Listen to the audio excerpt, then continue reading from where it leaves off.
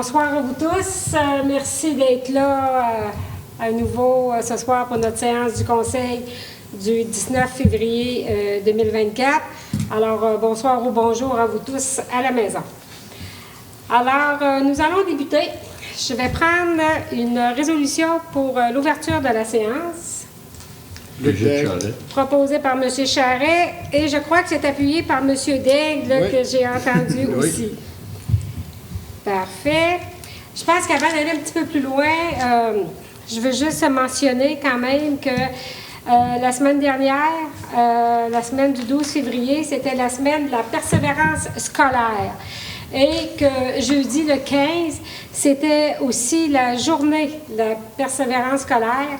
Et si les gens ont remarqué, la passerelle J-Napoléon-Pérusse, ici à Mkoui, était illuminée aux couleurs vert la semaine dernière, à la couleur verte qui était la couleur de la persévérance scolaire. Ce que nous tous, d'ailleurs, nous portons ce soir le petit ruban pour marquer cet important événement-là pour les jeunes, les moins jeunes, au niveau de la persévérance qui doivent poursuivre. On les encourage. Vous ne le savez peut-être pas aujourd'hui, les jeunes, mais ça vaut la peine. Vraiment, ça vaut la peine. Fait qu'on vous encourage à poursuivre. Alors, maintenant pour l'ordre du jour. Alors, vous avez reçu l'ordre du jour vendredi dernier, mais par contre, au point 12, qui est Affaires nouvelles, on a un ajout. Donc, le 12.1, vous avez le règlement numéro 952-23, modifiant le règlement de zonage numéro 613-05, ça va être pour adoption. Donc, après avoir pris connaissance de l'ordre du jour et avec cet ajout, est-ce que j'ai quelqu'un pour en faire la proposition? Hélène Guilbeault. Proposée par Mme Guilbeault. Est-ce que vous avez des questions, commentaires? Est-ce que j'ai quelqu'un pour appuyer? Pierre-Luc Denoncourt. C'est appuyé par M. Denoncourt et c'est à l'unanimité. Au point 3, nous avons séance de consultation publique, donc on n'a pas de consultation publique ce soir. Au point 4, que le procès-verbal pour la séance ordinaire du 22 janvier 2024, ça va être pour adoption. Donc, vous avez aussi reçu vendredi dernier tous les documents concernant, entre autres, le procès-verbal que vous avez pu prendre connaissance. Alors, est-ce que j'ai quelqu'un qui est prêt à en faire la proposition? Luc Daigle. Proposé par M. Daigle. Est-ce que vous aviez des questions ou des commentaires concernant ce procès-verbal du 22 janvier? Est-ce que quelqu'un veut appuyer? Hélène Guilbeault. C'est appuyé par Mme Guilbeault et c'est à l'unanimité.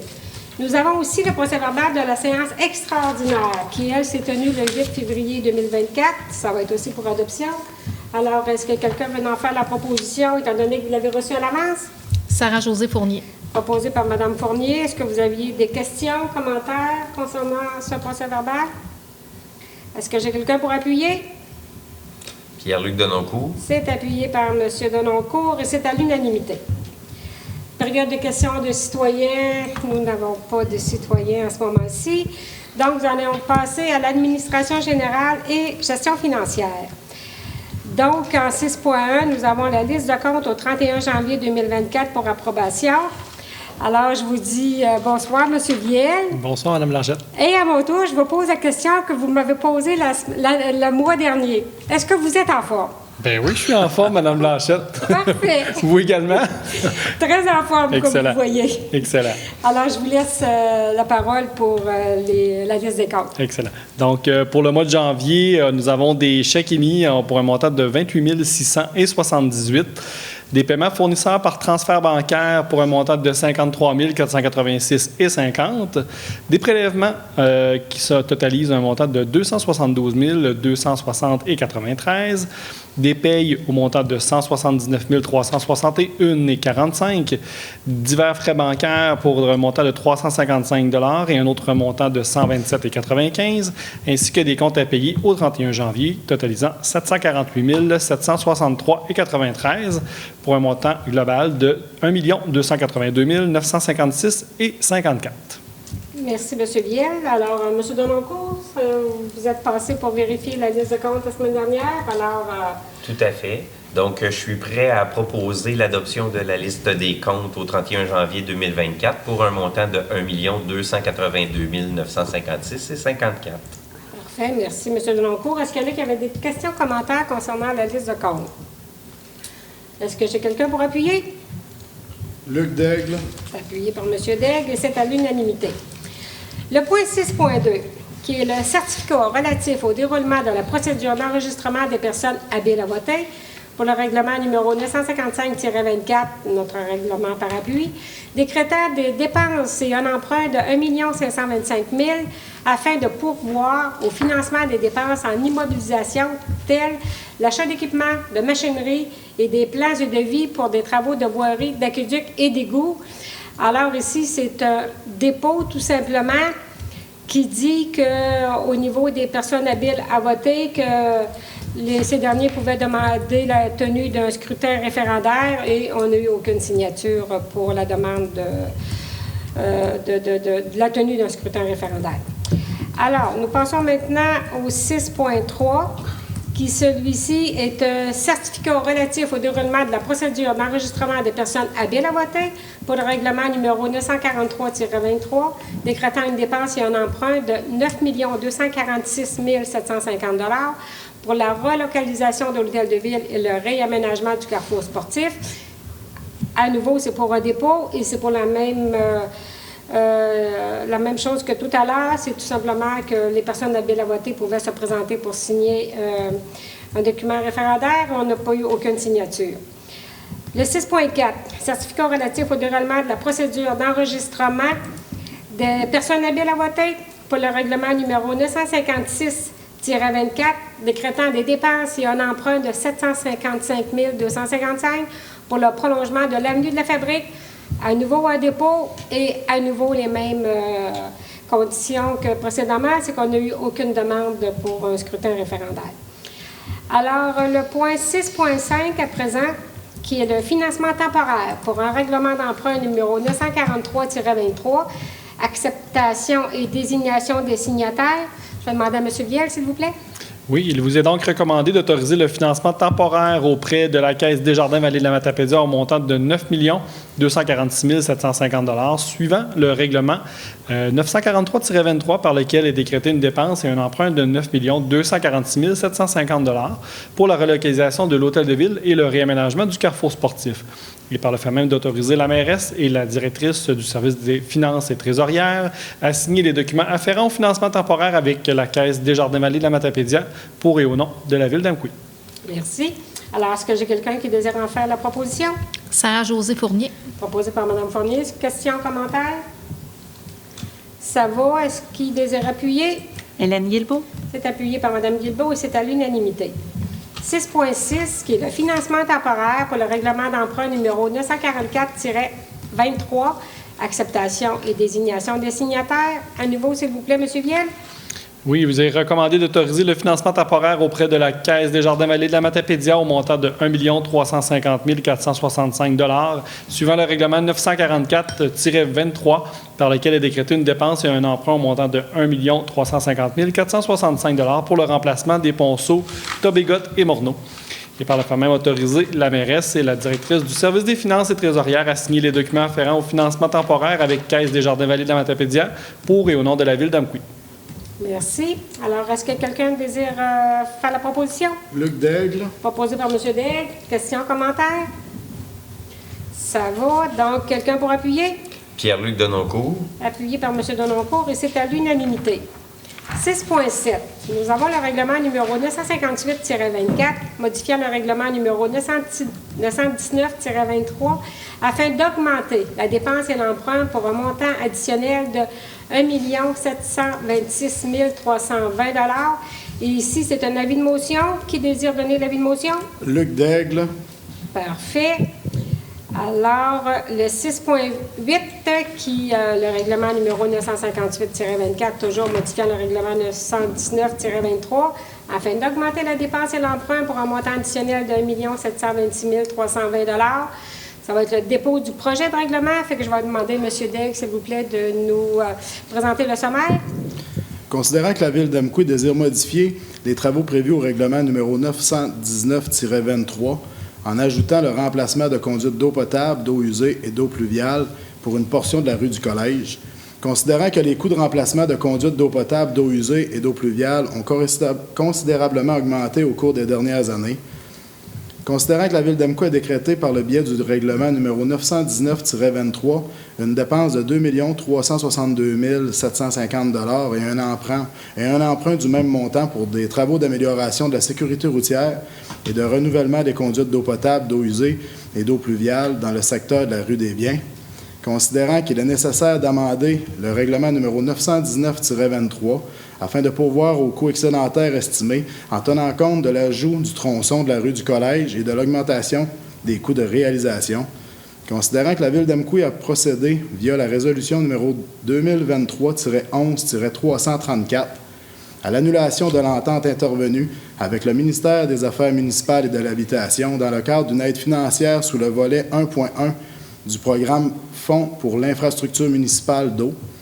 considérant que la lettre datée du 4 décembre 2023 prévoit que le gouvernement du Québec versera à la Ville d'Amqui une contribution financière maximale de 616 820 dans le cadre du programme d'aide à la voirie locale, volet redressement, considérant qu'un avis de motion du présent règlement a été dûment donné lors de la séance ordinaire du Conseil tenue le 19 février 2024 et que le projet de règlement a été déposé à cette même séance.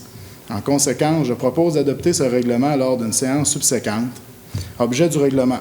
Le présent règlement a pour objet d'augmenter la dépense et un emprunt pour des travaux de renouvellement de conduites d'eau potable, d'eau usée et d'eau pluviale dans le secteur de la rue des Biens, en ajoutant également la rue du Collège. La portée du règlement.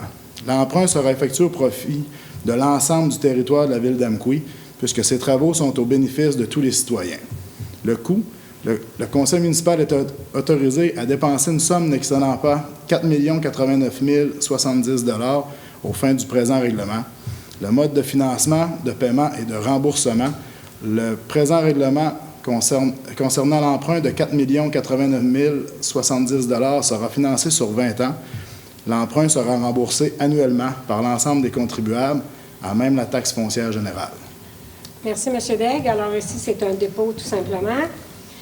Nous allons donc passer au 6.9, qui est le lancement de l'appel d'offres public pour le projet de relocalisation de l'hôtel de ville et réaménagement du carrefour sportif. Ça va être pour acceptation. Donc, je vais demander à Mme Fournier, s'il vous plaît, de nous présenter le sujet. Considérant que le projet de relocalisation de l'hôtel de ville et de réaménagement du carrefour sportif est prévu en réalisation au plan quinquennal de la Ville d'Amqui en 2024, considérant que le règlement numéro 943-23 a reçu, le 30 janvier dernier, l'approbation du ministère des Affaires municipales et de l'Habitation, considérant que la firme en architecture GLN Consortium Architecte ainsi que la firme en ingénierie Stentec Expert Conseil Limité et finalement le consultant en architecture de paysage, Pratt Paysage, ont déposé à la Ville les plans définitifs à 100 %. En conséquence, je propose de procéder au lancement de l'appel d'offres public afin d'obtenir des soumissions pour retenir les services d'un entrepreneur général en vue d'effectuer les travaux de relocalisation de l'hôtel de ville et de réaménagement du carrefour sportif au 51 et 55 rue du Carrefour sportif. Merci, Mme Fournier. Alors, questions, commentaires? Est-ce que j'ai quelqu'un pour appuyer? Et Gilles Charret. C'est appuyé par M. Charret et c'est à l'unanimité. Nous passons maintenant au point 6.10, qui est la demande à la Commission de représentation électorale pour la reconduction de la division du territoire de la Ville d'Amqui en districts électoraux pour les élections générales de novembre 2025. Alors, je vais demander cette fois-ci, bonsoir, Mme Lévesque. Bonsoir. Je vais vous demander à Mme Lévesque de nous présenter le sujet, s'il vous plaît. Oui, donc, considérant que la Ville d'Amqui procède à la division de son territoire en districts électoraux tous les 4 ans, considérant que la division actuelle respecte les articles 9, 11, 12 ou, selon le cas, 12.0.1 de la Loi sur les élections et référendums dans les municipalités, considérant que la Ville d'Amqui demande la reconduction de sa division avant le 15 mars de l'année civile qui précède celle où doit avoir lieu une élection générale, Considérant que la demande de reconduction est accompagnée du document prévu à l'article 12.1 de la Loi sur les élections et référendums dans les municipalités et que ce document indique le nombre d'électrices et d'électeurs de chacun des districts électoraux en vigueur, considérant que la Commission de la représentation électorale transmettra à la Ville d'Amqui une copie certifiée conforme de la décision qui confirme ou non que la municipalité remplit les conditions pour reconduire la même division. Donc, il est recommandé de demander à la Commission de la représentation électorale de confirmer que la Ville d'Amqui remplit bien les conditions requises pour procéder à la reconduction de la division du territoire de la municipalité en districts électoraux. Merci, Mme Lévesque. Alors, est-ce que quelqu'un désire proposer? Pierre-Luc Denoncourt. Proposé par M. Denoncourt. Questions, commentaires? Alors, qui désire appuyer? Luc Daigle. Appuyé par M. Daigle, et c'est à l'unanimité. 6.11, qui est la création de l'Office d'habitation Fleuve et Vallée pour approbation du plan d'affaires et ses modifications.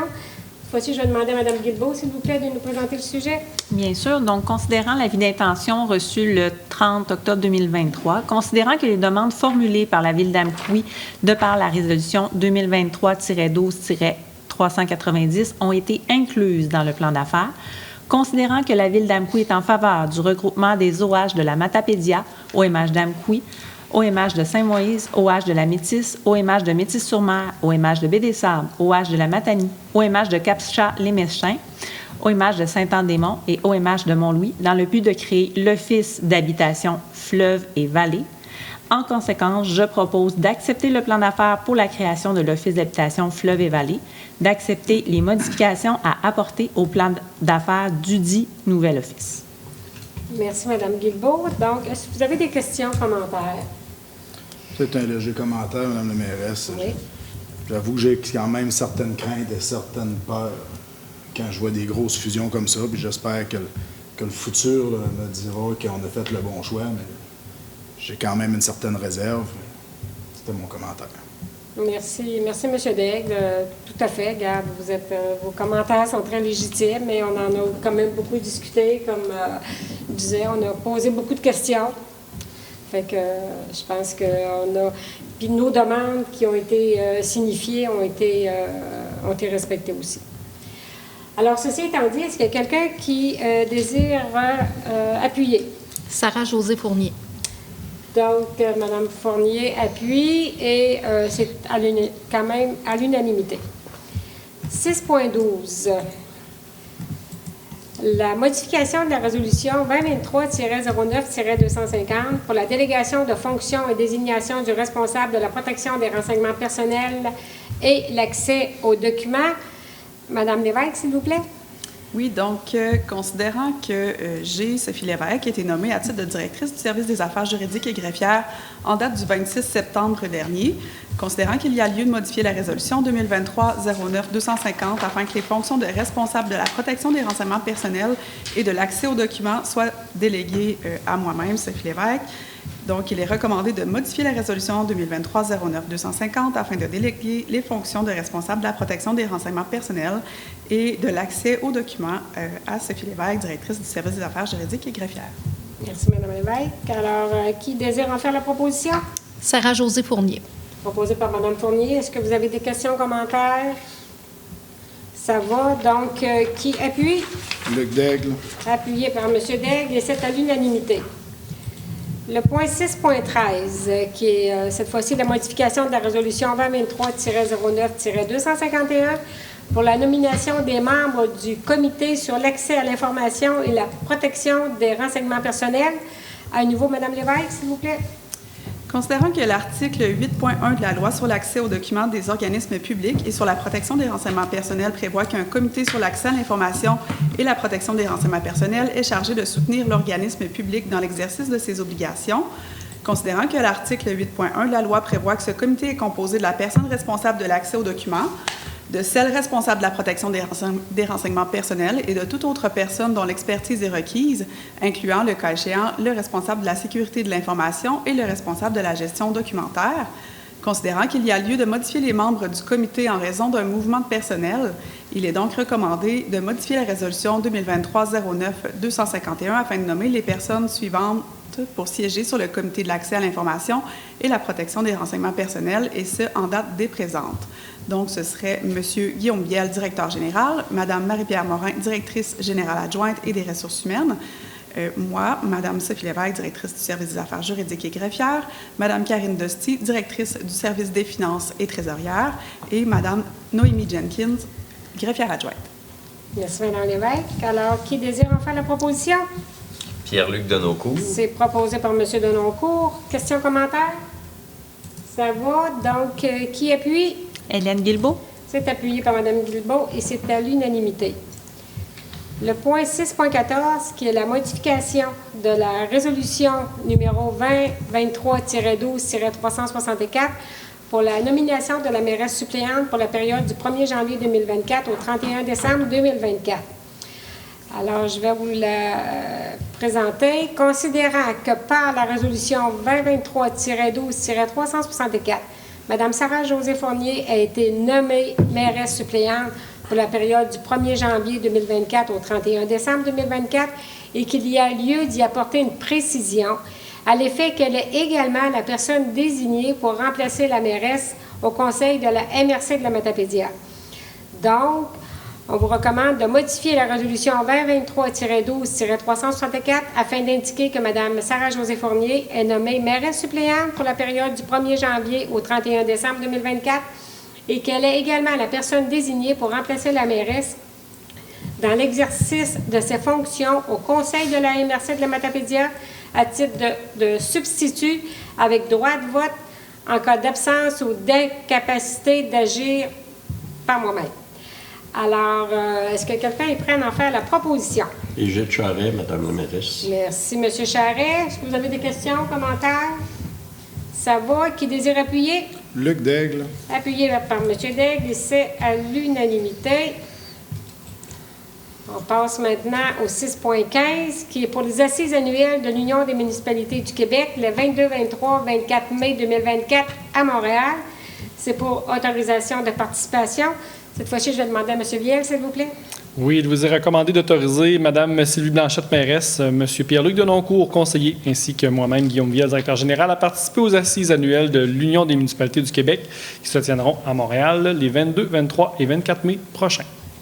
Merci. Qui désire en faire la proposition? Égide Charret, Madame la mairesse. Merci, M. Charret. Est-ce que vous avez des questions, commentaires? Est-ce que quelqu'un désire appuyer? Sarah-Josée Fournier. C'est appuyé par Mme Fournier, c'est à l'unanimité. 6.16, qui est l'opposition à la fermeture de l'urgence de l'hôpital de Rivière-Rouge entre 20h et 8h. C'est un appui de la Ville d'Amqui. Fait que je vais demander, s'il vous plaît, à M. Denoncourt de nous présenter le sujet. Bien sûr. Considérant la résolution 037, je sais pas si on dit barre oblique en français, 05-02-2024, reçue de la Ville de Rivière-Rouge par laquelle elle manifeste son opposition à la décision du Centre intégré de services de santé et services sociaux des Laurentides de fermer l'urgence du Centre multiservices de santé et de services sociaux de Rivière-Rouge entre 20h et 8h à compter du 1er février 2024, tel qu'elle apparaît de leur communiqué de presse du 7 décembre 2023. Considérant que plusieurs autres centres hospitaliers de la province de Québec sont susceptibles d'être confrontés à une réduction de services et ou une fermeture de l'urgence à court ou moyen terme, considérant ainsi qu'un jugement favorable à la Ville de Rivière-Rouge pourra bénéficier à toutes les municipalités du Québec, considérant que la Ville de Rivière-Rouge a besoin de l'appui de l'ensemble des municipalités du Québec dans ses démarches judiciaires, considérant que celles-ci sont faites dans le but de défendre une cause noble et légitime, soit le droit à la vie et à la santé, candidement pour le seul bénéfice des citoyennes et citoyens touchés par cette fermeture. En conséquence, je propose d'appuyer la Ville de Rivière-Rouge dans sa démarche judiciaire visant la contestation de la décision du CICI de fermer le Centre multiservices de santé et de services sociaux entre 20h et 8h. Merci, M. Denoncourt. Vous en faites la proposition. Bien sûr. Donc, est-ce qu'il y a des questions, commentaires? Je pense aussi que c'est bien d'appuyer parce que c'est des choses qu'on a déjà entendues ailleurs aussi, là, fait que faut vraiment limiter ce genre de situation. Alors, qui désire appuyer? Hélène Guilbeault. C'est appuyé par Mme Guilbeault et c'est à l'unanimité. 6.17, qui est la proclamation de la Journée nationale de la promotion de la santé mentale positive le 13 mars 2024. Alors, je vais vous la présenter. Considérant que le 31 mars 2022, les élus de l'Assemblée nationale se sont prononcés à l'unanimité en faveur de la reconnaissance du 13 mars comme Journée nationale de la promotion de la santé mentale positive. Considérant que le mouvement Santé mentale Québec et ses organisations membres lancent en cette journée leur campagne annuelle de promotion de la santé mentale sous le thème « S'accepter, c'est d'être soi-même ensemble ». Considérant que dans le cadre de cette campagne, de nombreux outils favorisant le renforcement de la santé mentale de la population sont offerts tout au long de l'année.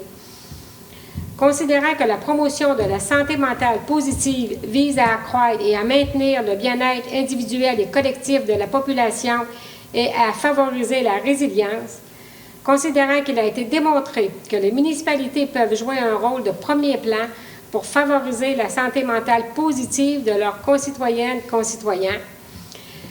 Donc, je recommande de proclamer la Journée nationale de la promotion de la santé mentale positive le 13 mars 2024 et d'inviter les citoyennes et citoyens ainsi que toutes les organisations et institutions de la ville d'Amqui à faire connaître les outils de la campagne annuelle de la promotion de la santé mentale sous le thème « S'accepter, c'est d'être soi-même ensemble ».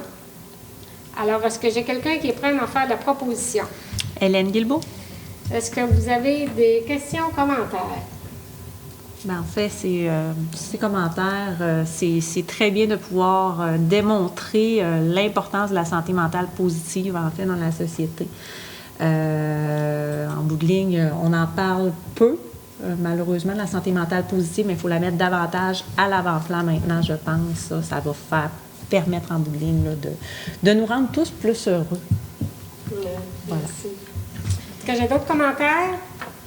Je vais juste vous montrer ici, justement, on a reçu créer des liens ensemble et être bien entouré. Donc, on parle de la santé mentale le 13 mars. On sait que la ville d'Amqui, nous allons connaître, remémorer un événement le 13 mars 2024, fait que ça nous touche encore plus, je pense, profondément.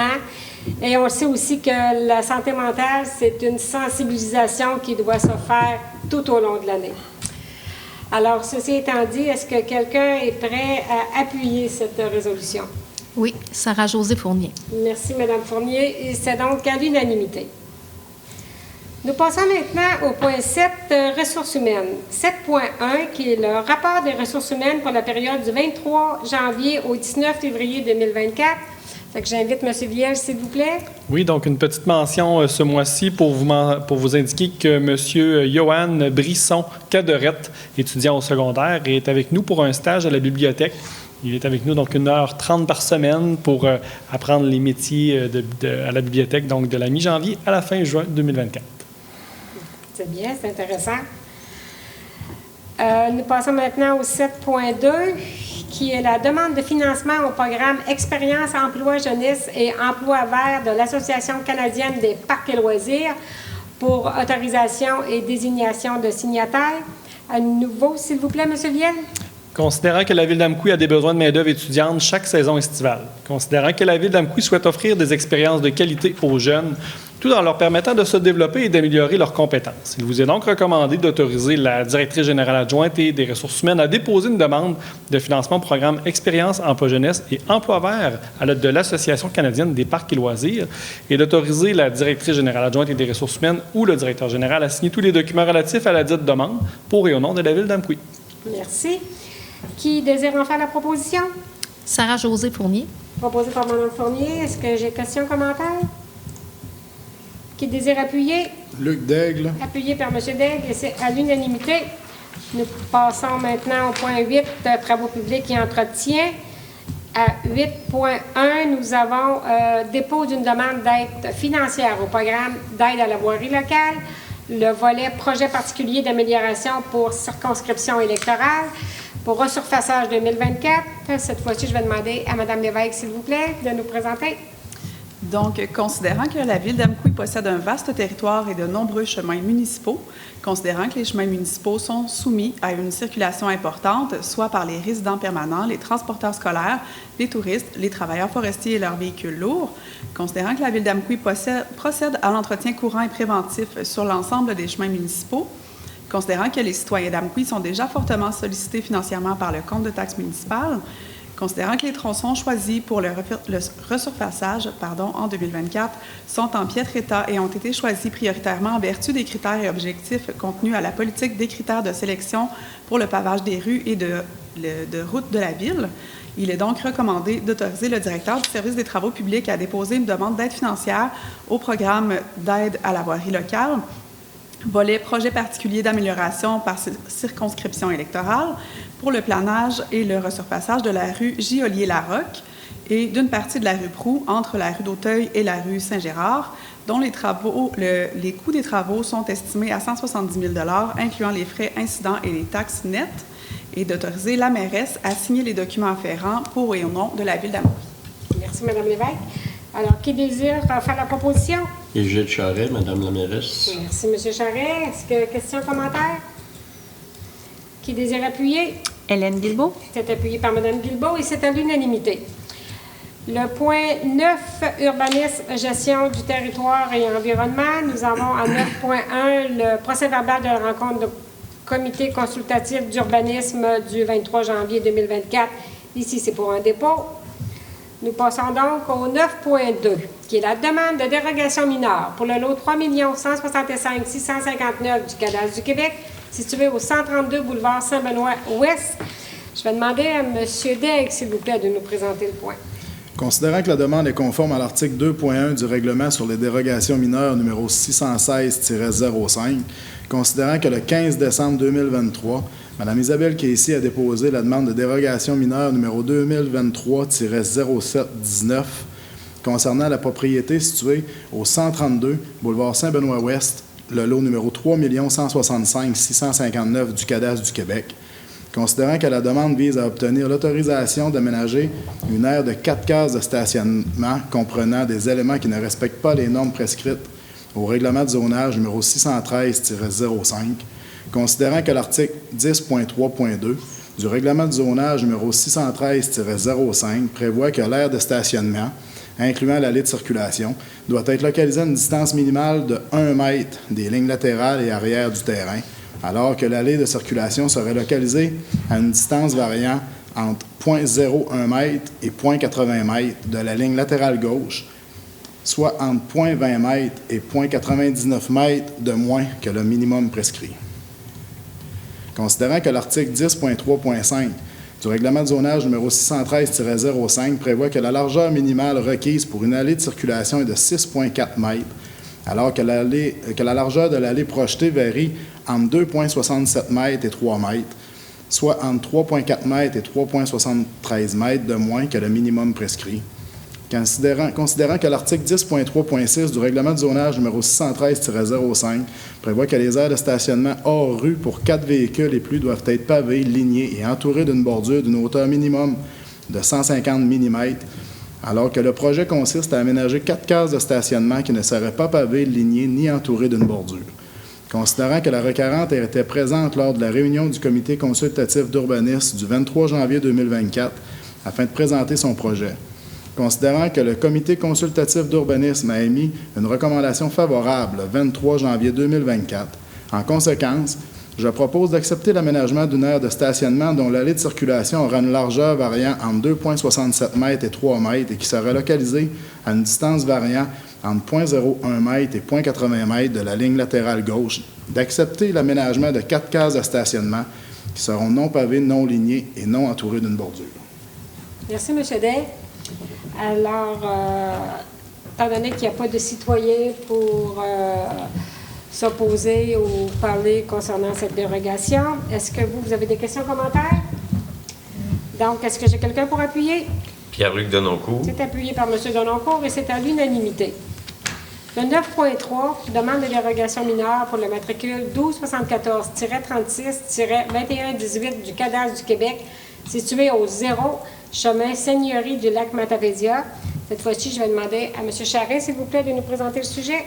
Considérant que la demande est conforme à l'article 2.1 du règlement sur les dérogations mineures numéro 616-05, considérant que le 5 janvier 2024, M. Daniel Bélanger a déposé la demande de dérogation mineure numéro 2024-0006 concernant la propriété située au 0 Seigneurie du lac Matapédia, considérant que le demandeur désire obtenir l'autorisation de construire un agrandissement de 304 mètres par 7,31 mètres attenant au bâtiment principal existant, soit un érablière. Considérant que l'agrandissement ne respecte pas la distance séparatrice minimale entre les deux constructions prescrites au règlement de zonage numéro 613-05, considérant que l'article 7.4.8 du règlement de zonage numéro 613-05 prévoit que la distance minimale séparant un bâtiment principal d'un bâtiment accessoire est de 3 mètres, alors l'agrandissement projeté serait construit plus ou moins 1,52 mètres du bâtiment accessoire existant. Considérant que le comité consultatif d'urbanisme a émis une recommandation favorable le 23 janvier 2024, en conséquent, il a proposé d'accepter la localisation d'un agrandissement attendant au bâtiment principal existant à plus ou moins 1,52 mètres du bâtiment existant. Merci, M. Jarret. Petite gorgée d'eau. Alors, un petit peu d'eau. Questions, commentaires concernant ce point? Est-ce que j'ai quelqu'un pour appuyer? Sarah-Josée Fournier. C'est appuyé par Mme Fournier et c'est à l'unanimité. 9.4, demande de dérogation mineure pour le lot 3 165 590 du cadastre du Québec, situé au 27 rue Roy. Cette fois-ci, je vais demander à M. Deloncourt, s'il vous plaît.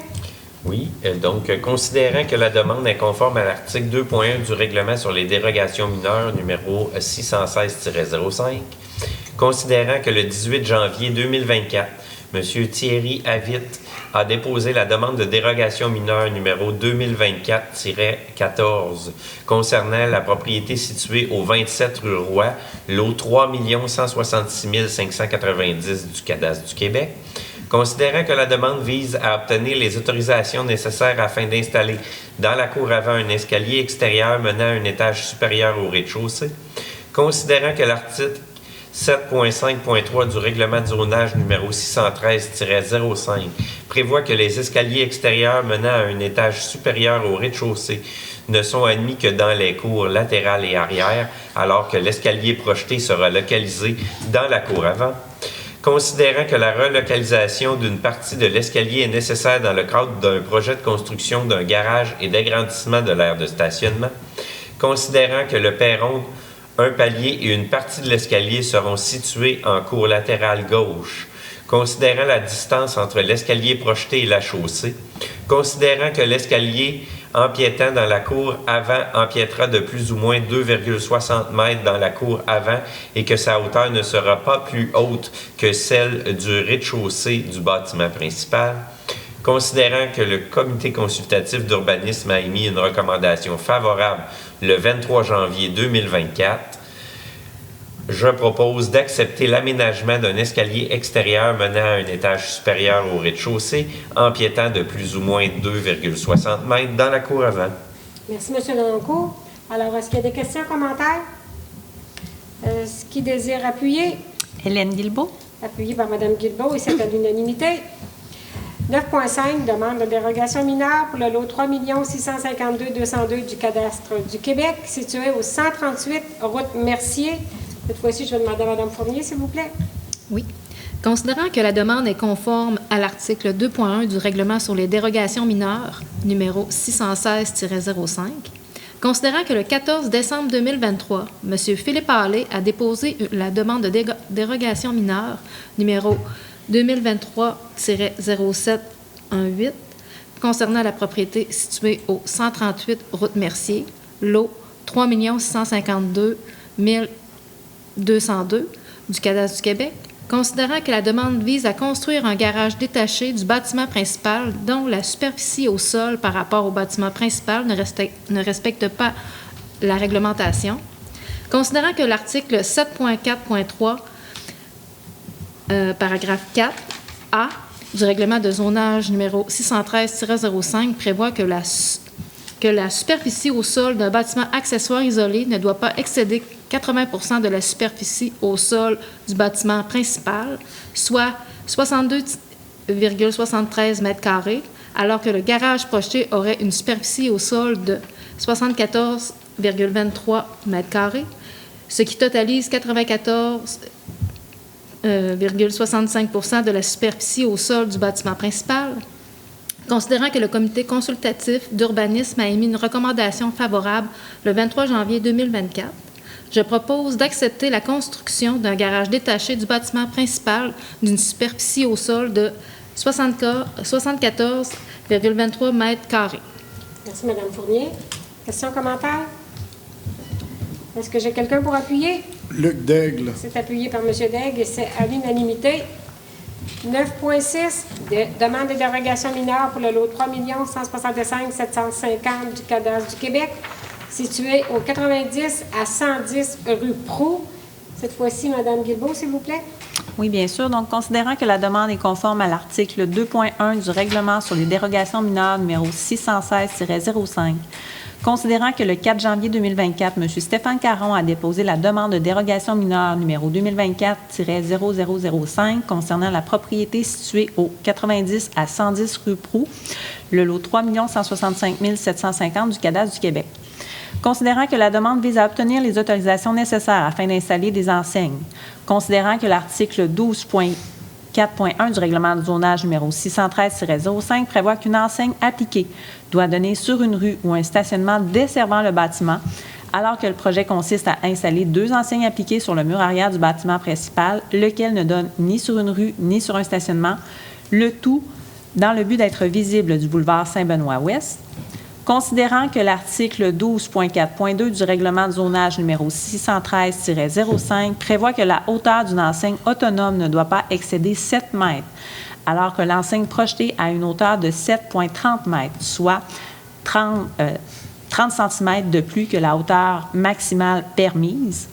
Considérant que le comité consultatif d'urbanisme a émis une recommandation favorable le 13 janvier dernier, excepté pour la hauteur de l'enseigne autonome, en conséquence, je propose d'accepter l'installation de 2 enseignes appliquées sur le mur arrière du bâtiment principal, ainsi que la hauteur de l'enseigne autonome de 7,30 mètres.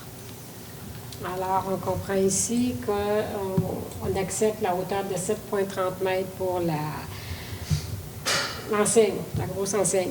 Alors, est-ce que vous avez des questions, commentaires? Est-ce que j'ai quelqu'un pour appuyer? Luc Daigle. Appuyé par M. Daigle et c'est à l'unanimité.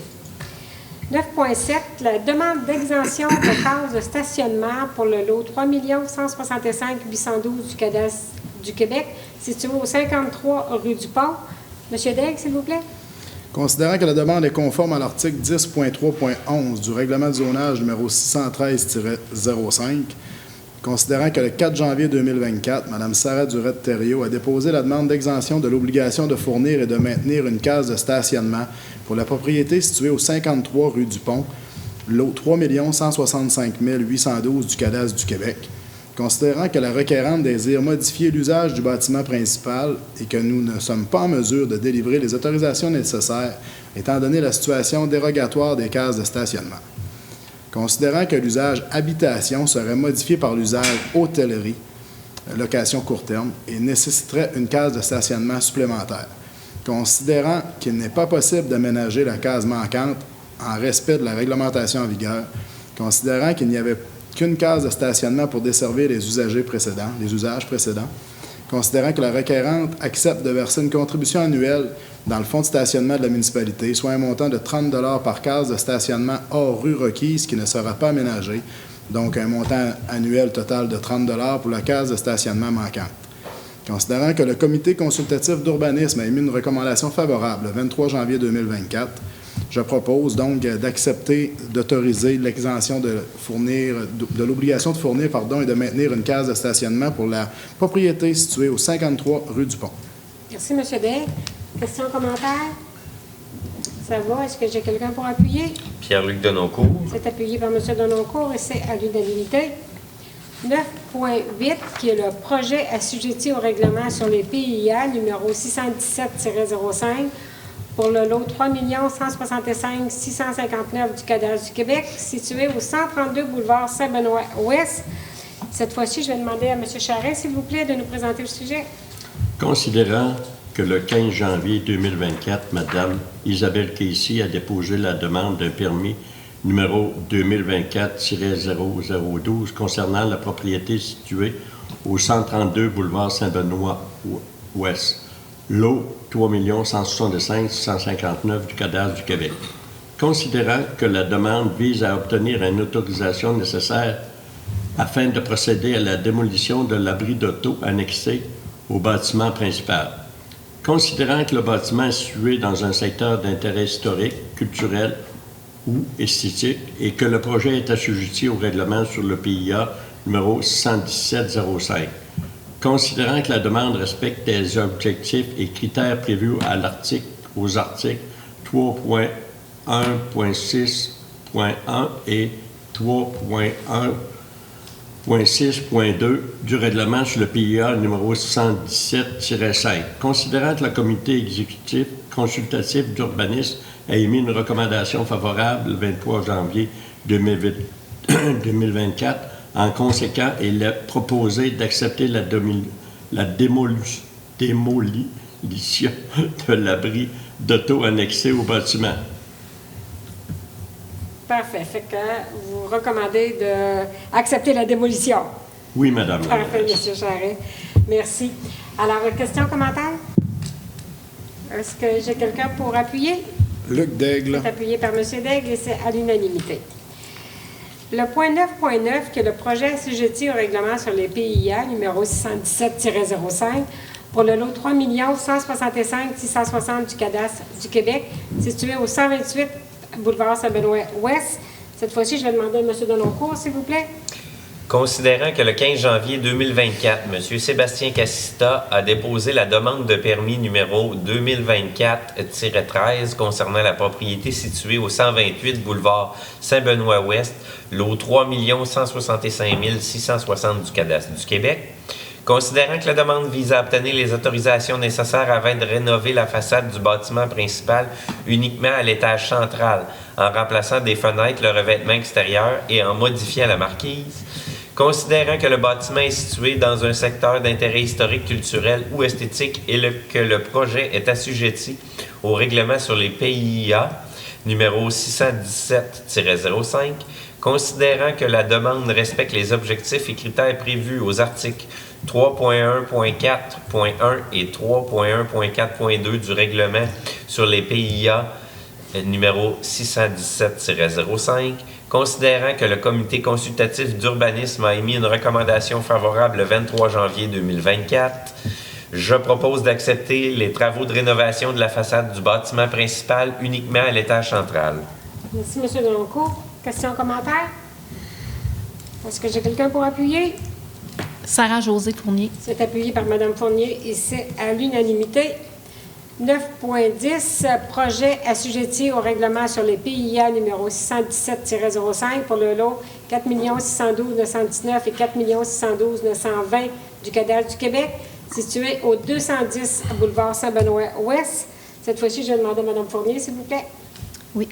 Considérant que le 14 septembre 2023, M. Hugo Lechasseur, pour 9478-6639 Québec Inc., a déposé la demande de permis numéro 2023-05-75 concernant la propriété située au 210 boulevard Saint-Benoît-Ouest, lot 4 612 919 et 4 612 920 du cadastre du Québec, considérant que la demande visait à obtenir les autorisations nécessaires afin d'installer 2 enseignes appliquées, soit une sur un mur avant du bâtiment principal et une sur le mur arrière, considérant que le bâtiment est situé dans un secteur d'intérêt historique, culturelle ou esthétique et que le projet est assujetti au règlement sur les PIIA numéro 117-05, considérant que la demande respecte les objectifs et critères prévus aux articles 3.1.8.1 et 3.1.8.2 du règlement sur les PIIA numéro 117-05, considérant que le comité consultatif d'urbanisme a émis une recommandation favorable le 19 septembre 2023. En conséquence, je propose d'accepter l'installation de 2 enseignes appliquées, soit une sur un mur avant du bâtiment principal et une sur le mur arrière. Merci, Mme Fournier. Questions, commentaires? Ça va? Est-ce que j'ai quelqu'un pour appuyer? Hélène Guilbeault. C'est appuyé par Mme Guilbeault et c'est à l'unanimité.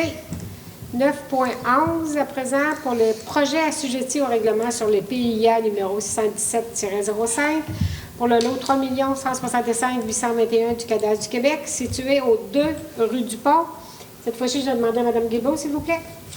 Donc, considérant que le 20 juillet 2023, Mme Marie Hoffman a déposé la demande de permis numéro 2023-0455 concernant la propriété située aux 2 rue du Pont, le lot 3 165 821 du cadastre du Québec, considérant que la demande vise à obtenir les autorisations nécessaires afin de remplacer une enseigne appliquée sur le mur avant du bâtiment principal donnant sur la rue du Pont et de retirer celle du mur donnant sur le boulevard Saint-Benoît-Ouest. Considérant qu'en 2021, le Conseil a autorisé sur la résolution numéro 2021-05-181 l'ajout de 2 enseignes appliquées restaurants afin de respecter la réglementation de l'Office québécois de la langue française, et ce pour une période maximale de 2 ans, et qu'un nouveau projet d'affichage devait être déposé avant la fin de ce délai, soit mai 2023.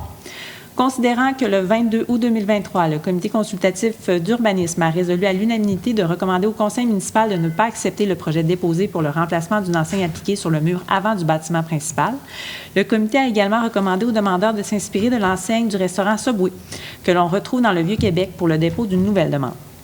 Considérant que le 17 janvier 2024, une nouvelle proposition d'affichage a été soumise, considérant que le bâtiment est situé dans un secteur d'intérêt historique, culturel ou esthétique et que le projet est assujetti au règlement sur les PIA numéro 617-05.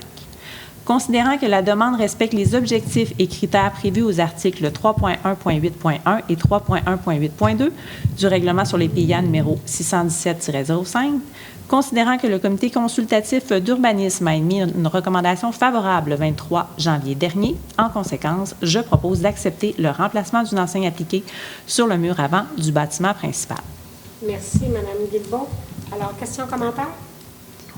Ça va pour tout le monde. Est-ce que j'ai quelqu'un pour appuyer? Brigitte Charret, Mme la mairesse. Merci, M. Charret. Et c'est donc à l'unanimité. Le point 10, communication, loisirs et sports. Nous avons au 10.1 la modification de la résolution 2021-08-308, la réfection de la patinoire P.L. Allé du parc Atérostan dans le cadre du programme de soutien aux infrastructures sportives et récréatives de petite envergure. Ça va être pour autorisation et désignation des signataires. Cette fois-ci, je me tourne vers M. Viel, s'il vous plaît. Considérant qu'il y a lieu de modifier la résolution 2021-08-308 qui désigne le directeur du service des loisirs comme personne autorisée à agir et à signer pour et au nom de la Ville d'Amqui tous les documents relatifs au projet d'amélioration des infrastructures du parc Atérostan et de sa patinoire P.L. Allé. Il vous est donc recommandé de modifier la résolution 2021-08-308 afin d'autoriser le directeur général ou la directrice en gestion de projet à agir pour et au nom de la Ville d'Amqui et à signer tous les documents relatifs au projet de réfection de la patinoire P.L. Allé du parc Atérostan. Merci, M. Viel. Alors, est-ce que j'ai quelqu'un pour proposer? Brigitte Charret, Mme la mairesse. Merci, M. Charret. Questions, commentaires? Ça va. Est-ce que j'ai quelqu'un pour appuyer? Pierre-Luc Denoncourt. Appuyé par M. Denoncourt et c'est à l'unanimité. 10.2, qui est le lancement de l'appel d'offres public pour les travaux de déplacement de l'entrepôt agricole. Ça va être pour autorisation. Cette fois-ci, je vais demander à M. Daigle, s'il vous plaît. Considérant que la Ville d'Amqui réalise le projet de relocalisation de l'hôtel de ville et du réaménagement du carrefour sportif, considérant que l'entrepôt agricole existant ne fait pas partie du nouveau plan d'aménagement du carrefour sportif, considérant qu'une entente est survenue entre la Société d'agriculture du comté de Matapédia et la Ville d'Amqui permettant le déplacement d'outils entrepôt, En conséquence, je propose de procéder au lancement de l'appel d'offres public afin d'obtenir des soumissions pour retenir les services d'un entrepreneur général en vue d'effectuer le déplacement de l'entrepôt agricole actuellement au 51 rue du Carrefour sportif vers le 30 avenue du Parc. Merci, M. Daigle. Questions, commentaires? Quelqu'un désire appuyer? Pierre-Luc Denoncourt. Appuyé par M. Denoncourt et c'est à l'unanimité. Le 10.3, qui est le lancement de l'appel d'offres public pour la réfection de la patinoire PLAD du parc Interostan. Ça va être pour autorisation. Cette fois-ci, je vais demander à M. Charest, s'il vous plaît, de nous présenter le sujet.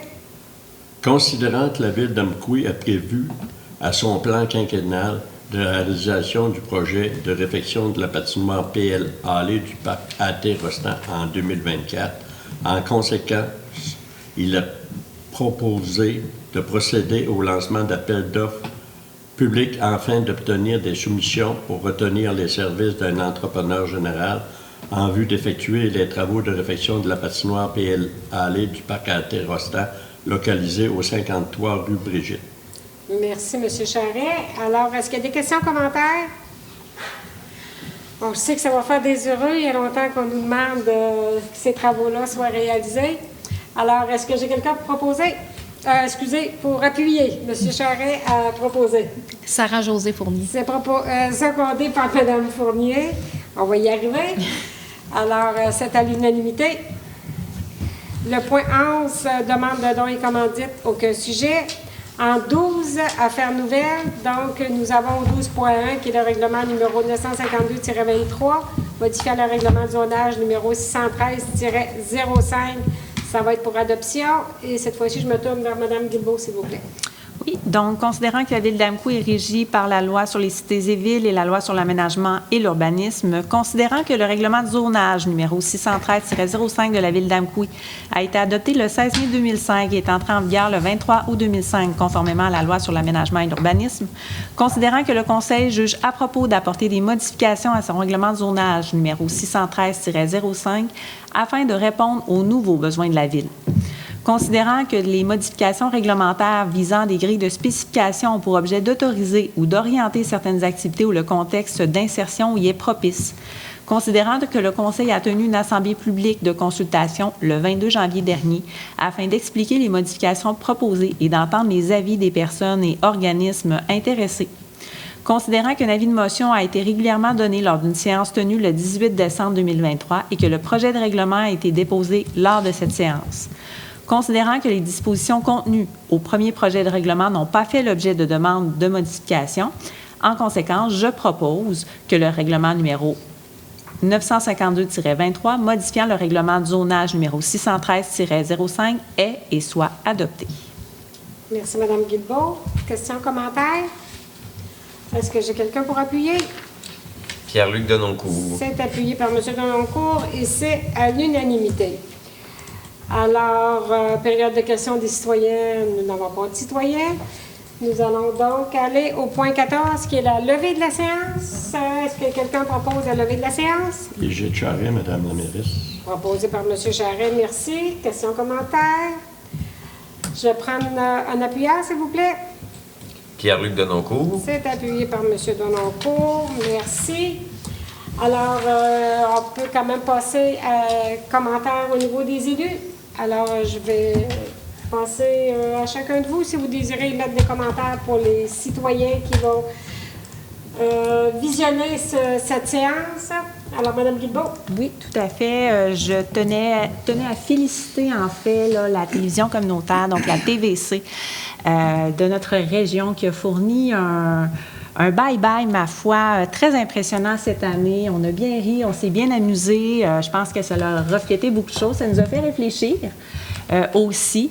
Mais c'est ça, je tiens à vous dire qu'on a quand même un média de très grande qualité dans notre région, qu'il est important de nommer et d'encourager. Donc, voilà, je remercie la TVC d'avoir fait cette belle activité et d'être présent aussi souvent que ça avec nous. Merci, Mme Guilbeault. Mme Fournier? J'ai rien à dire. Ça va? Oui. Parfait. M. Denoncourt?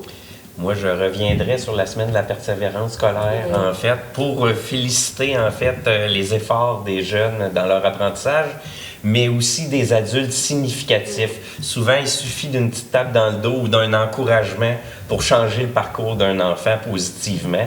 Fait que je remercie tous les professeurs et tous les appuis parascolaires qui font ça également. Puis je dirais aux jeunes, lâchez pas, la semaine de relâche s'en vient, puis on va avoir plein de belles activités. Oui, oui. Merci, M. Dancourt. Vous, M. Charret? Parfait. Ça va? Tout est parfait? Merci. M. Dell?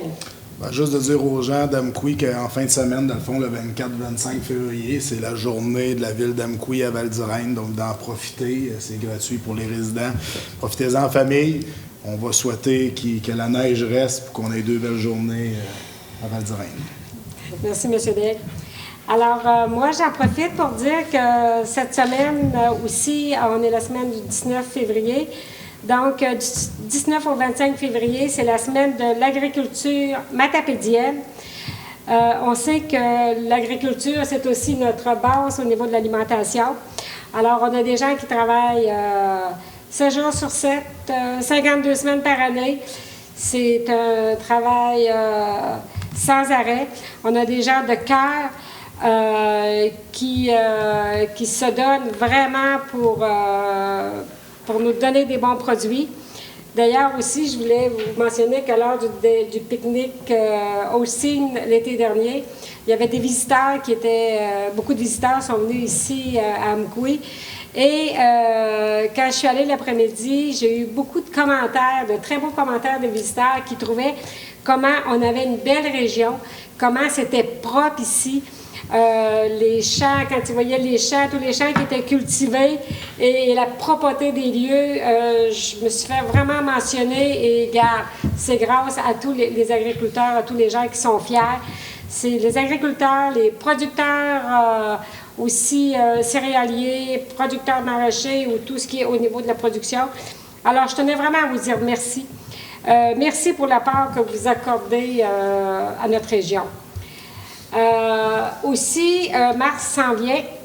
Alors, le 9 de mars, nous allons voir notre journée d'hiver d'Amqui qui va se tenir au camp Sable Chaud.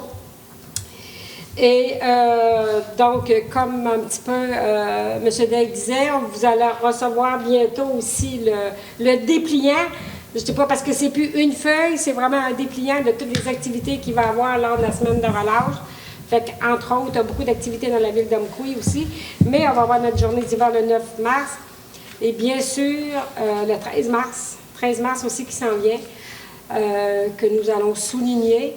Alors, notre nouveau directeur des communications, M. Gontier, est sur le dossier et on va bientôt vous dire qu'est-ce qui va se passer. Et en dernier, je tenais à remercier les élus qui ont embarqué, je n'ai pas demandé la permission avant, mais on parlait ceci n'est pas un bye-bye de la TVC. Alors, la ville d'Amqui, on a préparé un petit quelque chose qui a été présenté. Et merci à vous d'avoir embarqué dans ma folie, parce que moi, quand on m'a posé la question, moi, j'ai pas réfléchi, j'ai dit oui tout de suite, et vous avez embarqué avec. Fait que merci, Monsieur Viel aussi, qui... fait que, et non, je n'ai pas de contrat de chanson depuis ce temps-là. Alors, merci à vous, vraiment. C'est agréable de voir quand on a du plaisir aussi à travailler. Alors, merci à vous tous. Merci à vous ici. Merci à vous à la maison. Merci d'être là. Merci de nous visionner. Et surtout, vous pouvez aussi venir nous voir aussi. Fait que, bonsoir ou bonjour à tous. Bonsoir à vous tous.